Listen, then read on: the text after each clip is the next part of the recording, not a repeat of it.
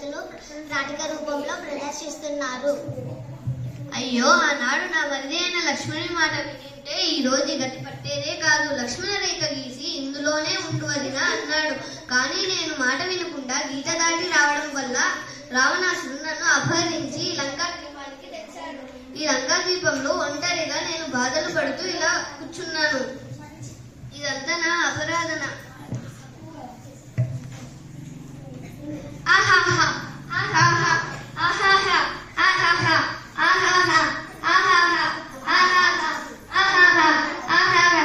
ఓ సీతాదేవి, నువ్వు రావణాసుని పెళ్లి చేసుకుంటే ఎంతో సుఖపడతావు. ఓ సీతాదేవి, రావణాసుని పెళ్లి చేసుకో, సుఖంగా ఉంటావు. ఓ సీతాదేవి, నా మాట విని రావణాసుని పెళ్లి చేసుకో. ఓ సీతాదేవి, రావణాసుని పెళ్లి చేసుకో, డబ్బు ధనం మరియు బలవంతుడు పెళ్లి చేసుకో.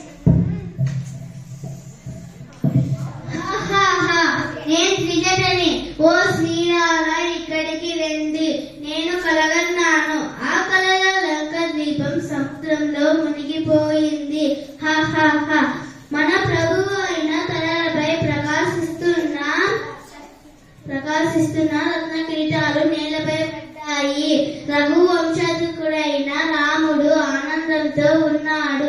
మరణించిన ఏనుగును ఎక్కాడు. అమిత కాంతితో ప్రకాశిస్తున్న సీతాదేవిని తీసుకొని వెళ్తాడు.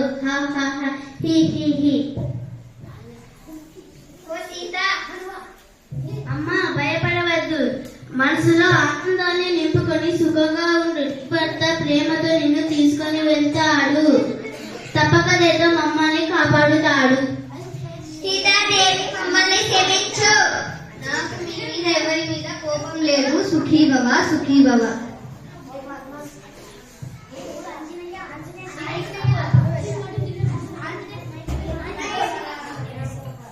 రామ రామ రామ సీత, రామ రామ రామ సీత, రామ రామ రామ సీత, రామ రామ రామ సీత.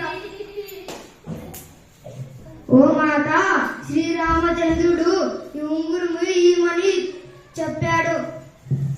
అక్కడ నా శ్రీరాముల వారు క్షేమంగా ఉన్నారనుకుంటాను. బాగున్నాడు మాత.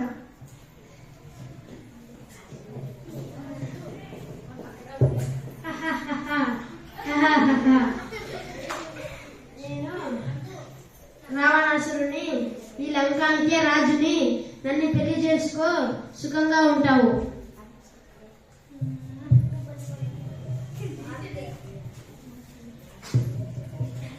నా పేరు శ్రీరామచంద్రుని.